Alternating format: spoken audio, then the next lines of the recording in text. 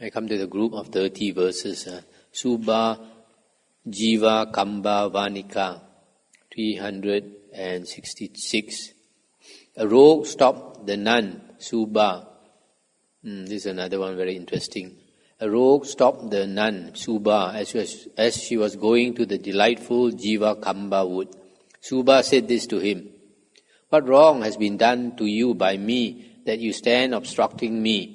For it is not fitting, sir, that a man should touch a woman who has gone forth, which training was taught by the well-farer in my teacher's severe teaching. Why do you stand obstructing me, who am possessing the purified state without blemish?"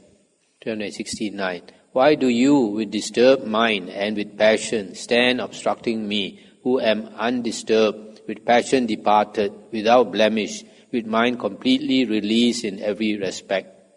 And this young man said, 370.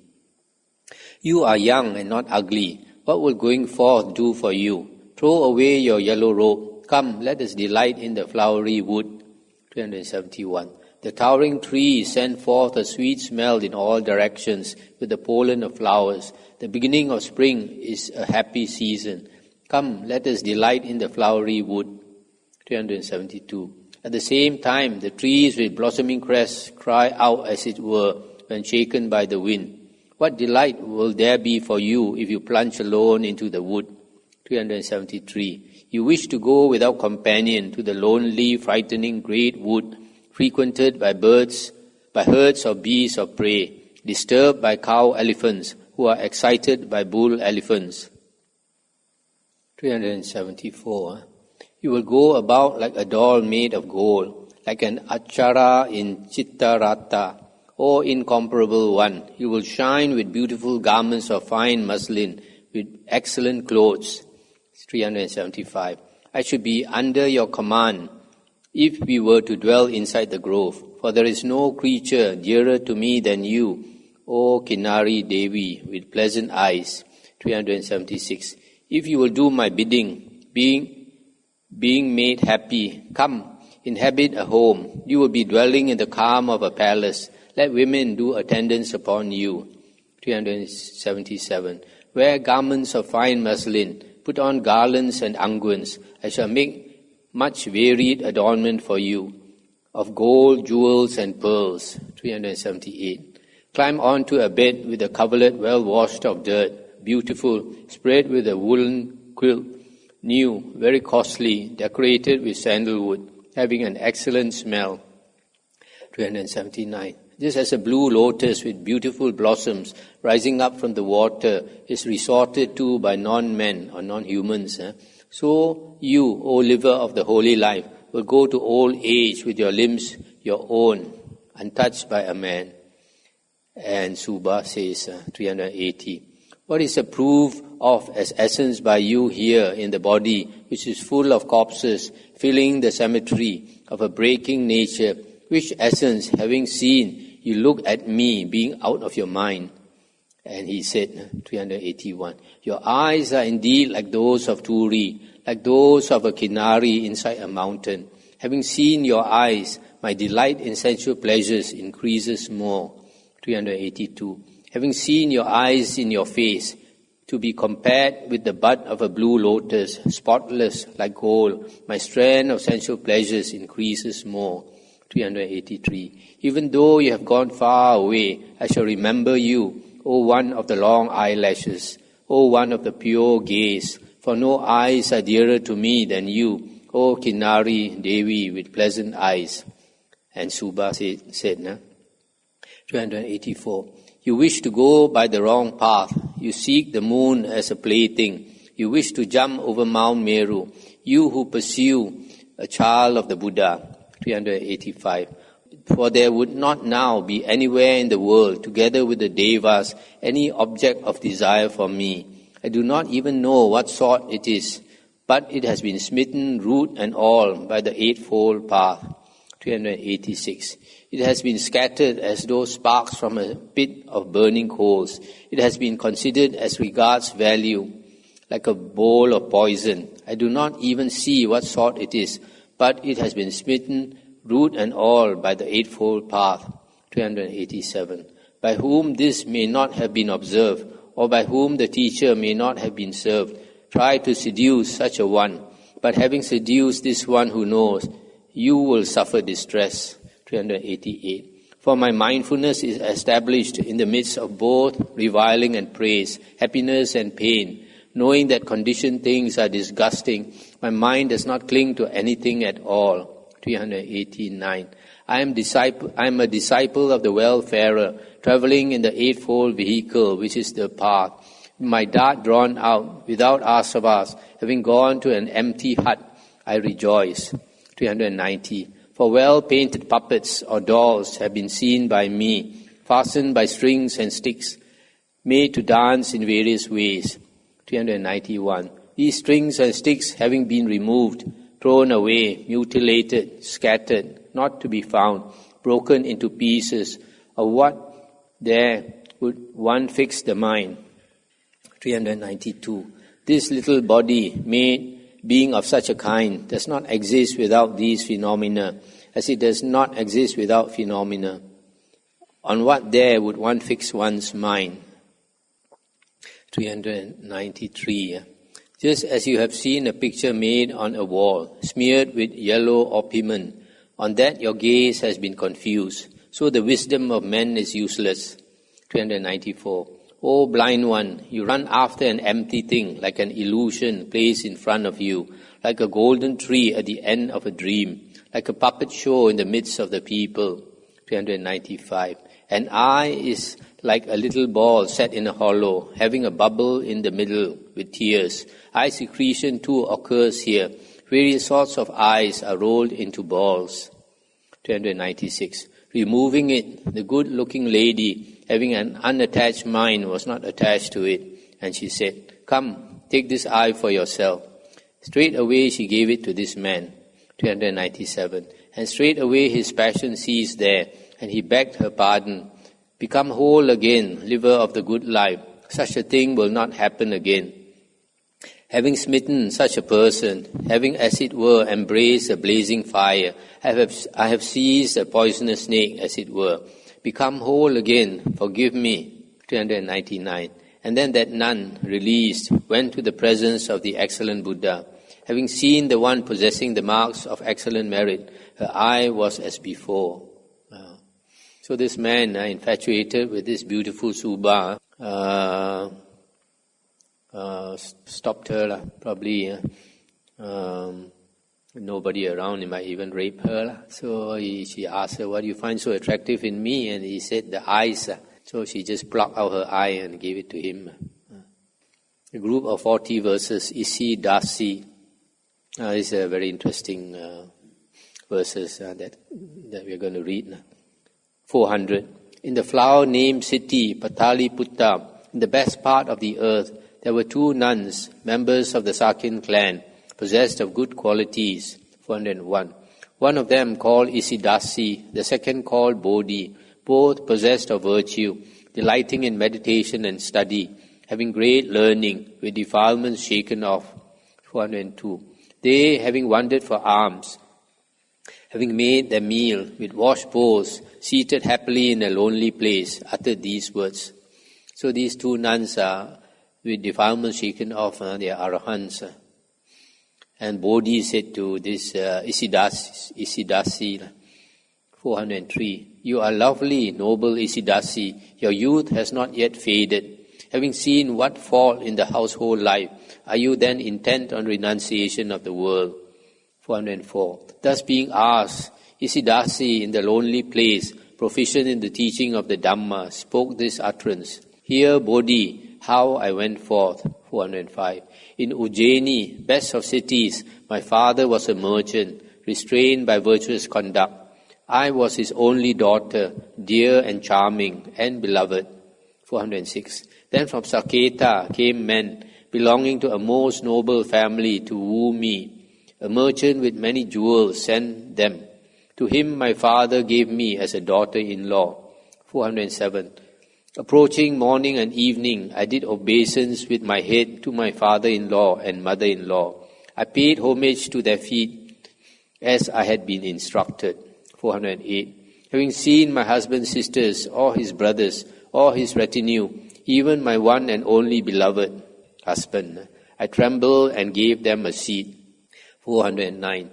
With food and drink and hard food, and what was stored there, I gratified them. I brought it forth and gave what was fitting to each. 410. Arising in good time, that means early, I approached my Lord's house. Having washed my hands and feet, upon the threshold I approached my husband with cupped hands. 411. Taking a comb, decorations, collyrium, and a mirror, I myself adorned my Lord like a servant girl. 412. I myself prepared the rice gruel. I myself washed the bowl. As a mother, her only son, I looked after my husband. 413. My husband offended against me, who in this way had shown him devotion, an affectionate servant with humble pride, an early riser, not lazy, virtuous. 414. He said to his mother and father, having taken leave, I shall go. I shall not be able to live together with Isidasi in one house. 415. And the parents said, do not speak thus, son. Isidasi is learned, clever, an early riser, not lazy. Why does she not please you, son? And he said, 416, she does me no harm, but I shall not live with Isidasi. To me, she is just odious. I have had enough. Having taken leave, I shall go. 417. Hearing his utterance, my father-in-law and mother-in-law asked me, what offense has been committed by you? Speak confidently how it really was.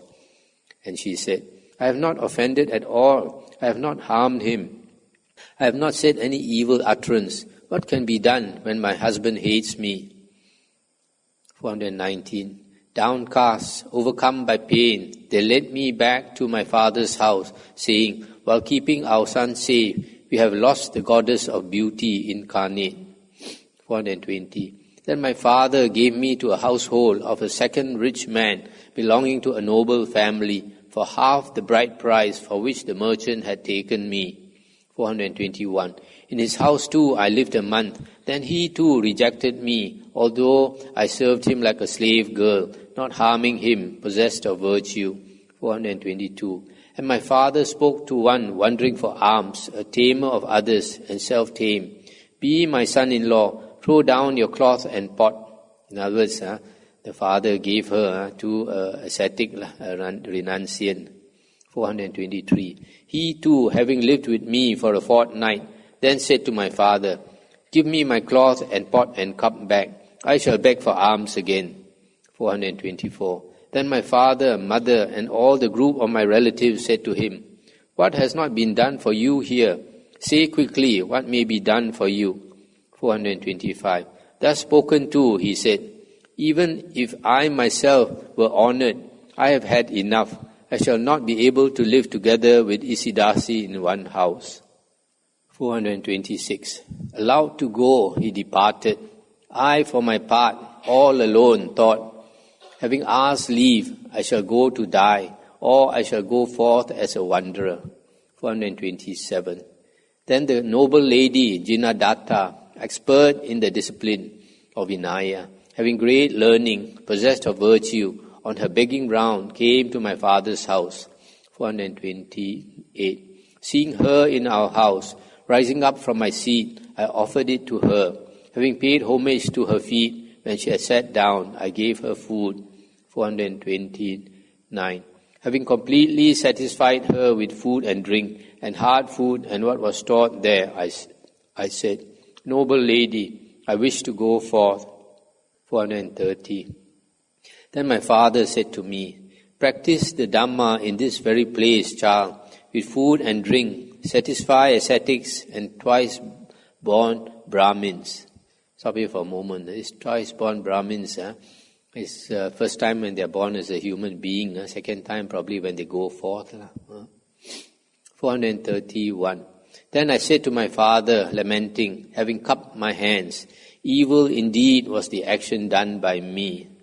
It was a karma done by me. I shall destroy it.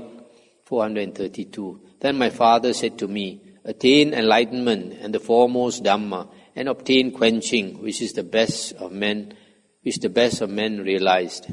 433. Having saluted my mother and father and all the group of my relatives, when I had gone forth for 7 days, I attained the 3 knowledges. 434. I know my last 7 births. I shall relate to you the action of which this is the fruit and result. Listen to it with attentive mind. 435. In the city of Erakacha, I was a goldsmith, possessing much wealth.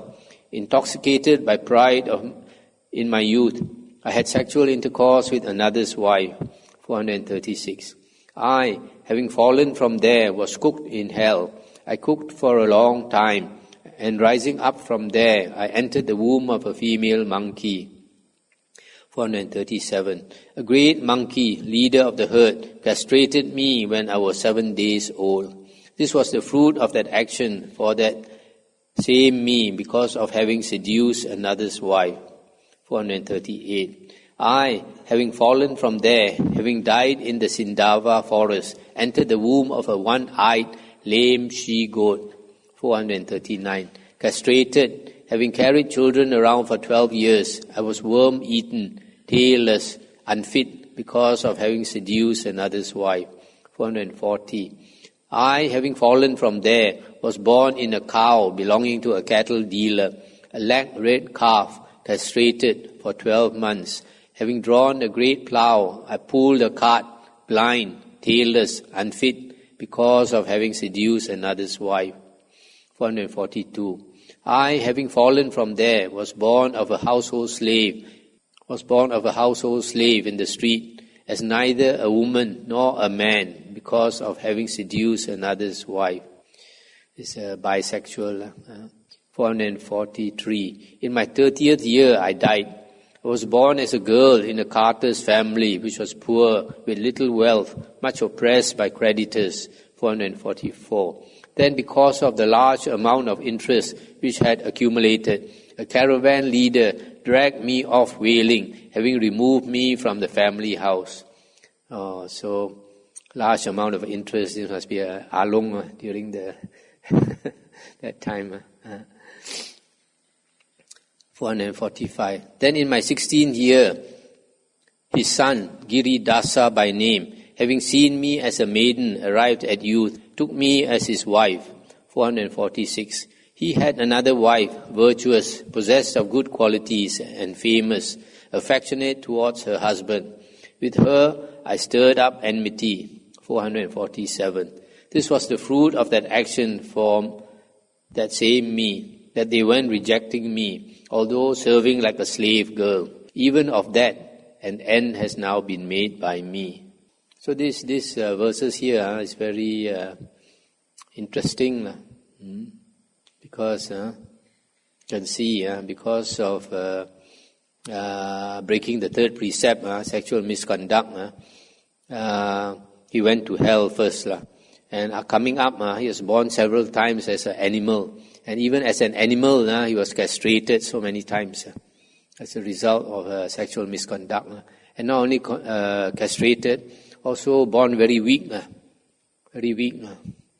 no tail, worm-eaten, unfit. And then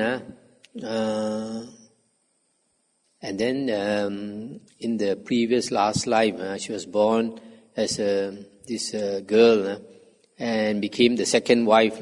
And because of jealousy, she was always stirring up trouble with the first wife, who was a very virtuous person, and make herself very make people hate her even in that lifetime. And that karma, you see, carried for so long. Even now, she's this last life given away in marriage to a few men or so. Even though she's so beautiful and so good and all that, they just hate her. They don't know why they hate her, but they just cannot tolerate her. The karma is so strong. Good lesson. So people who like to make trouble, have to remember this. Now a great group of verses. Sumedha, 448. In the city of Mantavati there was Sumedha, a daughter of King Koncha's chief queen. She was converted by those who comply with the teaching. I mean, she was a princess. 449. Virtuous, a brilliant speaker, having great learning, trained in the Buddha's teaching. Going up to her mother and father, she said, "Listen, both of you." 450. "I delight in quenching. Existence is non-eternal. Even if it is as a deva, how much more are empty sensual pleasures, giving little enjoyment and much distress." 251. Sensual pleasures in which fools are bemused are bitter, like a snake's poison. Consigned to hell for a long time, they are beaten, pain. 452. Because of evil action, they grieve in a downward destination, being evil-minded, without faith. Fools are unrestrained in body, speech and mind. 453. Those fools, unwise, senseless, hindered by the uprising of pain, not knowing, do not understand the noble truths when someone is teaching them. 454. They, the majority, not knowing the truths taught by the excellent Buddha, rejoice in existence. They long for rebirth among the devas. 455. Even rebirth among the devas is non-eternal. It is in the impermanent existence. But fools are not afraid of being reborn again and again. 456.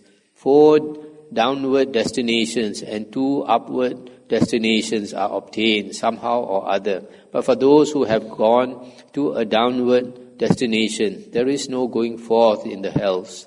Stop here for a moment. So you can see when they talk about the 4 downward destinations, the 4 woeful planes, it shows this has been tampered with later. And then 457. Permit me, both of you, mother and father, to go forth in the teaching of the 10 powered ones. Having little greed, I shall strive for the elimination of birth and death. These 10 powered ones could be possessing the Noble Eightfold Path, plus 2 more is liberation and knowledge and vision of liberation. 458. What have I to do with existence, with delight, with this unsubstantial verse of bodies? For the sake of the cessation of craving for existence, permit me, I shall go forth. 459. There is a rising of Buddhas. The inopportune moment has been avoided. The opportune moment has been seized. As long as life lasts, I would not infringe the rules of virtuous conduct and the living of the holy life. 460. So Sumedha speaks to her mother and father. Meanwhile, I shall not take food as a householder. If I do not go forth, I shall indeed have gone into the influence of death. 461. Pain, her mother laments, and her father, smitten by grief, strives to reconcile her as she lies fallen to the ground on the roof of the palace. 462. Stand up, child. What do you want with grieving? You are bestowed. In Varanavati is King Anikarata, who is handsome. You are bestowed upon him. That means it's given to this king to marry. 463. You will be the chief queen, the wife of King Anikarata. The rules of virtuous conduct, the living of the holy life, going forth are difficult to perform, child. 464. In kingship, there are giving of orders, wealth, authority, happy enjoyments. You are young. Enjoy the enjoyments of sensual pleasures. Let your marriage take place, child. 465. Then Sumedha spoke to them. May such things not be. Existence is unsubstantial. Either there will be a going forth for me or death, not marriage. Why should I cling to this foul body, impure, smelling of urine, a frightful water bag of corpses, always flowing, full of impure things? 467. What do I know it to be like? A body is repulsive, smeared with flesh and blood, food for worms, vultures and other birds. Why is it given to us? The body is soon carried out to the cemetery, devoid of consciousness. It is thrown away like a log by disgusted relatives. 469. Having thrown it away in the cemetery as food for others, one's own mother and father wash themselves, disgusted. How much more do common people? 470.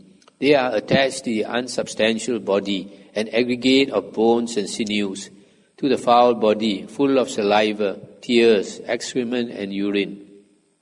471. If anyone, dissecting it, were to make the inside outside, that is, turn it inside out, even one's own mother, being unable to bear the smell of it, would be disgusted.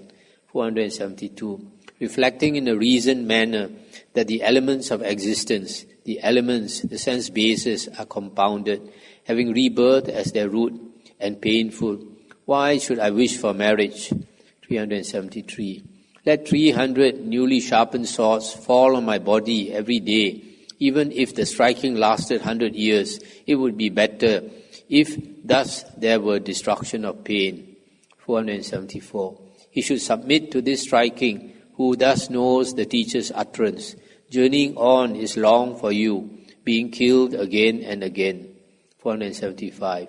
Among devas and among men, in the womb of animals and in the body of an asura, among petas and in hells, unlimited strikings are seen.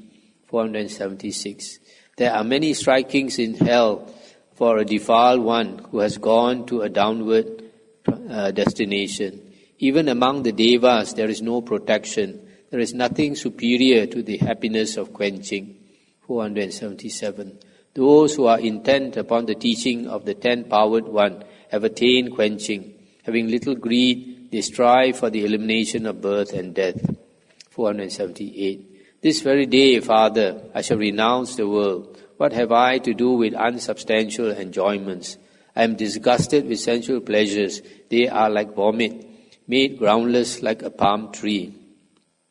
479. Thus she spoke to her father, and at the same time Anikarata, to whom she was betrothed, surrounded by young men, came to the marriage at the appointed time. 480. Then Sumedha, having cut her black, thick, soft hair with a knife, having closed the palace door, entered on the first meditation or the first jhana. 481. Just as she entered on it, Anikarata arrived at the city. In that very palace, Sumedha developed the notion of impermanence. 482. Just as she was pondering, Anikarata mounted the palace quickly. With his body adorned with jewels and gold, with cupped hands, he begged Sumedha. 483. In kingship, there are giving of orders, wealth, authority, happy enjoyments. You are young. Enjoy the enjoyments of sensual pleasures. Happiness from sensual pleasures are hard to obtain in the world. My kingship has been bestowed upon you. Enjoy enjoyments, give gifts. Do not be depressed. Your mother and father are pained. 485. Then Sumedha, not being concerned with sensual pleasures, being without delusion, said this: Do not rejoice in sensual pleasures. See the peril in sensual pleasures. 486. Mandatta, king of the 4 continents, was the foremost of those having enjoyment of sensual pleasures. He died unsatisfied, nor were his wishes fulfilled.